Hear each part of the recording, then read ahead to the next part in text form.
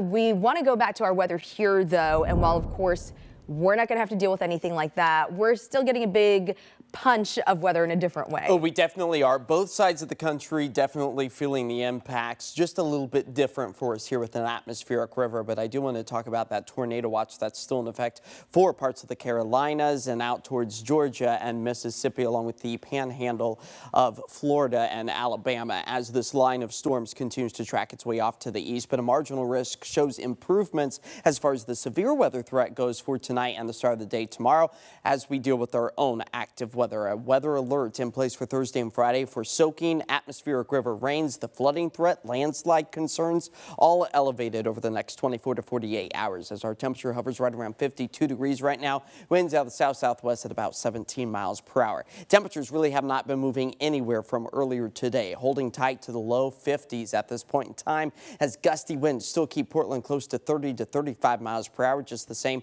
out towards the Troutdale areas. Our rain gauges, they continue to fill up. More than 3/4 of an inch right here in the Rose City, closer to 1.5 inches for Kelso and Longview, and nearly 4 inches falling just since midnight over the past 24 hours for some of our coastal communities. Likely going to be breaking some significant rainfall totals for tomorrow, just within 24 hours, expecting to see the accumulation forecasted upwards of 3 inches for places like Hood River. That would smash all of the old and standing records. So only the next 24 hours will tell. As it comes as no surprise as the widespread soaking persistent rain is doing just that overhead, as we anticipate this to continue for the remainder of tonight and well into the day Thursday. Friday, we start to break that apart briefly, but with the flow of moisture still pushing its way into western Oregon and southwest Washington, runoff is going to be a lingering and lasting impact even once the rain showers have concluded. As a flood watch is in effect through the end of the week, again, it's the river, the urban flooding and landslides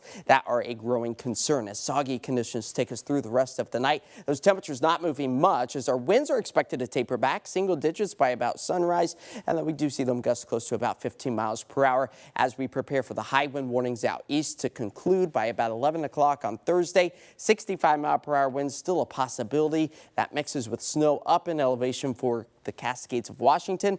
Blizzard warnings, winter storm warnings for parts of Mount Adams and also Mount St. Helens, as the snow accumulation has been beneficial over the past 24 hours, building back up. That deficit, still holding on to a deficit, but much better than what we were seeing about a week or so prior, as snow elevation levels bottom out to about 1,000 feet for Saturday. That comes as drier skies return, but this is likely going to be one of the bigger snow events this week that we have seen all winter long. So great for those recreational activities up in elevation as the soggy conditions stay with us through the day Thursday. Temperatures back up into the upper 40s, low 50s. And really, this is going to be a cumulative rain for the I-5 corridor. Within about the next 12 to 24 hours, an additional inch, inch and a half to then almost 3 inches in some scenarios. So again, it's the river and urban flooding and the growing landslide threat as prompting those KOIN 6 weather alerts to go in place for us on Thursday and Friday. There's light at the end of the tunnel. It comes with sunshine and warmer temperatures early next week. St. Patty's Day likely approaching 70 degrees. All right, thanks, Josh. High school state championships underway at the Chiles Center. Tyree Smith has a recap of day one next in your Game On Sports Report.